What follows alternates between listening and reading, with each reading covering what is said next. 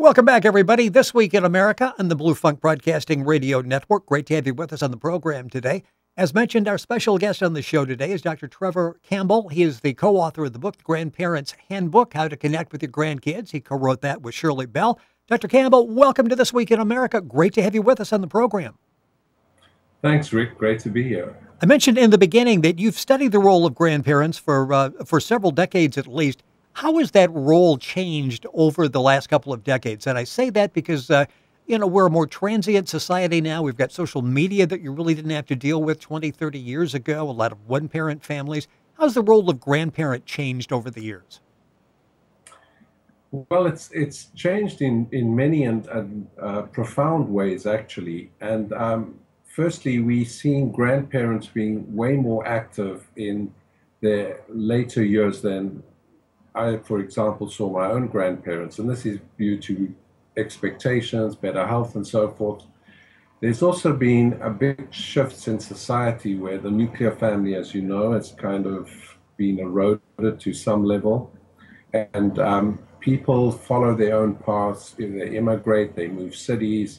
There isn't the cohesiveness we've seen before. So it's moved much more towards the individual, the so-called me generation. When you add this with all the time constraints, the demands of modern living, as well as the distractions and this loss of what I call context, how we make sense of things or how we imbue them with meaning, the roles have vastly deteriorated to the point where a lot of grandparents are somehow confused at times, sometimes disappointed, oftentimes frustrated at what their role really is and their difficulty, the difficulty they have attaining that. The book is called The Grandparents' Handbook, How to Connect with Your Grandkids. Trevor Campbell, medical doctor for over 30 years, is our guest on the program, co-author of the book along with Shirley Bell. The book is available, by the way, at Amazon.com. You can get all the information on the book and order it as well by linking onto our website, thisweekinamerica.us. Interesting, you mentioned several things there and you talk in the book, The Grandparents' Handbook, about two things that keep grandparents from befriending their grandkids. And let's talk about those here in the beginning. One is nervousness, and the other is fear of rejection. Let's talk about nervousness. What kind of role does that play in the relationship? Well, it's strange to me that as people become better educated, they become more fearful about doing basic things. We live in an age where there's truckloads of admonition and advice and caveats around every corner. And we often wait until experts tell us how we should behave. And this has been a trend since the 70s, but becoming stronger with each successive decade. All these how-to. So we rely less on our own intuition and experience and common sense, and we become overly self-conscious, and we second guess, we hand wring, and all this leads to a certain amount of paralysis or inaction, and we end up doing less because we are fearful. If I think back on my own grandparents, I can't imagine that they were fearful about being grandparents. That's just, Well, yeah, I can think back to mine as well, where they just sort of jumped in and do, I guess, what I thought grandparents would do, and they thought grandparents would do. It's interesting in the book, The Grandparents' Handbook, How to Connect with Your Grandkids. You talk to a number of grandkids to try to get some sort of input, what they would like to see from their grandparents. But before I get to that, I want to go to the second thing that's really holding us back, and you talk about fear of rejection. So we're really afraid that if we reach out, our grandkids may not reach back for us? Well, I did pick up an element of that, which was surprising to me, more than an element, a kind of trend, that the grandchildren were perceived to be so busy, so overextended often at school with all these activities, one thing, extramural sports and so forth, that the grandparents actually felt like they were intruding. They're also aware that, especially with technology and smartphones and so on, the grandchildren are perceived to sort of exist in a bubble. And there is this separation. They don't appear as accessible to the grandparents as generations ago, I would imagine. You know, it's interesting. We see different roles when you look at grandparents. You've got distance involved. You've got a number of parents that seem to be fighting with their parents. So you've got the grandparents caught in this. You've got two sets of grandparents. Let's go back and talk about that first one, distance. How do you overcome that distance problem in dealing with your grandkids? I think, the main thing is we have distance as we experience separation by distance more often these days, but we also have the technology, Skype, for example, or, email and so on. We can let grandkids know that we are available, that we are consistent, we are a bouncing board for their ideas or fears or opinions, whether they want advice. I would say technology has helped us overcome some of the barriers, but then I think special efforts have to be made to try and connect through visits. And obviously, if it's intercontinental, doesn't come without expense. So that becomes a factor as well. But it's knowing that you're in someone's mind, thoughts often. That's very reassuring to a grandchild. Let's talk about social media from the aspect that it's nice to use, and you're saying it's there. We should be able to use it. How do we prevent ourselves from overusing it? We don't want to probably befriend our grandkids on Facebook. We want to give them space. Is it difficult, that delicate balance, to use it properly without misusing it? I think, there's going to always be people who are more verbose, they talkative, they just more lively, right? So they're going to use it more often. But I think one can be guided by the simple principle that social networking or anything over a device is very much secondary to actual personal contact. The nuances, the information, we know that we communicate so much non-verbally. So I see it as a backup, but not as a replacement. And unfortunately, we're living in an age where it's replacing the conversation. I mean, I make frequent trips to Africa, and it's not uncommon for me to see a young couple who are obviously involved sitting at an airport, long waiting times, but they're both smiling, they're both texting someone who knows whom, and it's all, yet they're sitting next to the person of their choice, which to me always seems strange. I mean, obviously, there's a generational thing and so forth. Generations, younger generations are always going to be somewhat bewildering to the older one, but it's it's assuming a life in itself. They could be texting each other because that's easier than talking face to face. So sometimes I found that's happened. Yeah. You think that somebody who's getting so much out of communicating, even electronically, wouldn't forego the opportunity to speaking face to face. But that's in my head, right? Who knows? Well, and I think I look at it the same way. You're listening to This Week in America, our website, thisweekinamerica.us. Dr. Trevor Campell is our guest on the program today. He's the co-author with Shirley Bell of the book, The Grandparents' Handbook, How to Connect with Your Grandkids. The book is available at Amazon.com. It mentioned before about, we're so caught up in maybe do's and don'ts. The book is not do's and don'ts. The book is very easy to read. It basically gives you a lot of great information to develop and nourish that relationship with your grandkids without giving you the list. Okay, these are the things you do. These are the things that you don't do. It's an excellent book. It's available at Amazon.com. The co-author, Trevor Campell, is with us on our program today. I talked about two other things just briefly.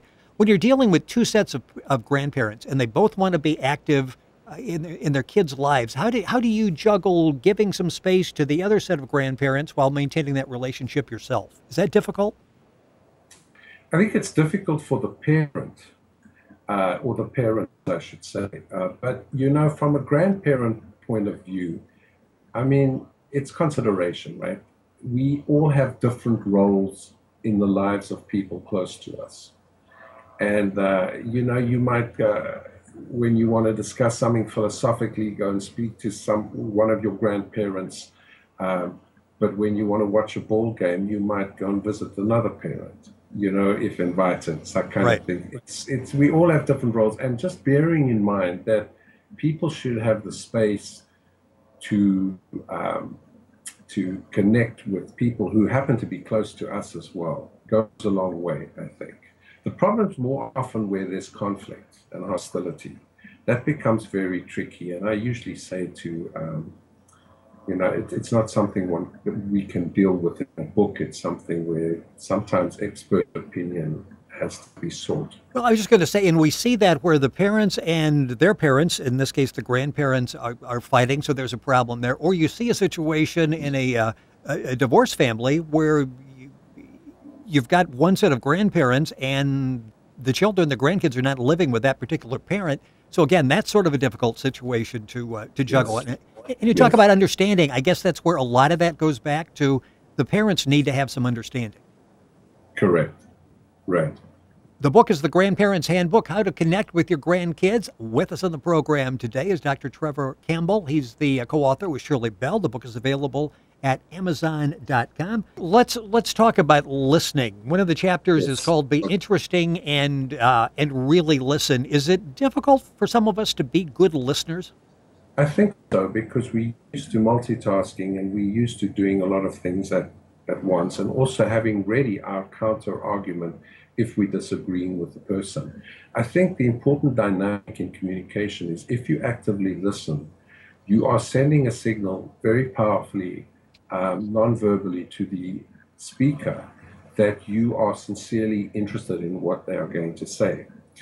Then they will be more disclosing because they now have bought into the fact, and this all happens at a semi-conscious, sometimes even unconscious level, that this person sincerely is trying to be helpful or move this forward, and they open up more, and it's just a more receptive environment where people aren't so ready to pounce.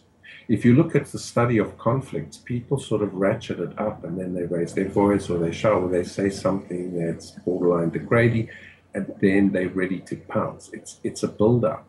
So if by actively listening, you can show a complete stranger the courtesy that you respect them and you're actually interested in what they have to say. And it's your undivided attention. It's no less than that.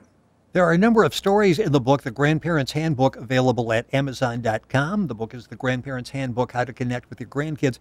A number of stories in there that show the importance of grandparents. And one touching story, when you talk about it, was a patient of yours, a dyslexic patient, who actually believed at one point in her life the only friends she had in the world were her grandparents. Right. And that's what kept her connected. Otherwise, she could have become totally withdrawn.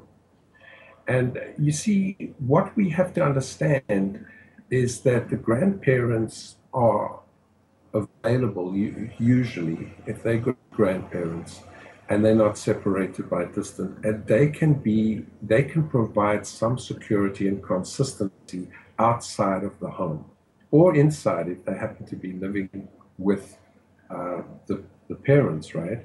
Yes. Which brings me back to my other point. We live in an information age. We're very proud of the fact that the internet provides us with infinite information, but nobody says too much about how we should use that information. Knowledge is really information with some sort of context, how we make sense of it, what the broader picture is. So information on its own can be unhelpful at times. We need knowledge. Now, young people don't have the experience. So when you take knowledge or information plus context, which is the setting and the meaning of it, plus experience, you get insights. And that's the kind of learning curve that younger people, well, all people need to understand. And grandparents are in an excellent position to give that because they can give anecdotes that illustrate a point, and there's the sense of continuity. Yes, I'm 14 years old, but I exist in a family that has traditions, that has made mistakes, that has a history. I think it's very important today more than ever. We've got about 30 seconds left in the program. You mentioned your own grandmother and the link that you had, and she's memorable to you today for this very reason. is humor. And you're saying that's something that actually humor is sort of missing in our everyday lives, but oftentimes in relationship with our grandkids, that Yes. can actually be a link and make you stand out and make you memorable in the minds of your grandkids. Completely, completely. And yes, I think memory is jogged by humor, and it's very resonating. She used to tell us heavy things, give us gravitas cloaked in humor. Became way more palatable because it essentially was good advice, but we just weren't depressed about hearing it. I think it's a real skill. And in many ways, I mean, this book actually saves one the pain of a whole lot of frustration and disappointment in our relationships with grandparents. But it doesn't have to be all serious and, take ourselves so seriously in that. I mean, life is funny too, and we sometimes forget that. I'm going to take another 30 seconds, and I probably shouldn't, but there's so many interesting things in there. One is never criticize your parents and don't break a confidence. These are sort of like rules that Yes. people really don't think about. I said there's not a lot of do's and don'ts in here, but those seem to be obvious. Let's start with never criticize your parents. That really is bad, and sometimes I think a grandparent may feel inclined to do that if they feel they've been slighted by that parent in any way. It does happen more than sometimes one can believe, and it always ends on a sour note because it's not helpful. The better thing to say is to say to your grandchild, look, I don't quite know why your parents have done what they've done, but I do know, and if this is the case, that they have your interest at heart, and that I was bewildered as well by some of the decisions, and my parents might have made, or they were strict, and I thought they were overly strict. I I'd, mean, lo- I'd like to you talk about don't break a confidence. We're out of time. We'll have Dr. Campbell back in the program to talk about that. Many more rules to facilitate person-to-person communication. We talk about how important that is. He has some helpful tips that will be good, and we'll have Dr. Trevor Campbell back with us on the program. Author of the book, The Grandparents' Handbook, How to Connect with Your Grandkids. The book is available at Amazon.com. You can go to our website, thisweekinamerica.us. There'll be a link on there that you can get all the information and actually order from Amazon as well. A fascinating book. Dr. Campbell, thank you for joining us on the program. Look forward to having you back with us. Thank you, Rick. I enjoyed it. Thank you very much. You're listening to This Week in America on the Blue Funk Broadcasting Radio Network.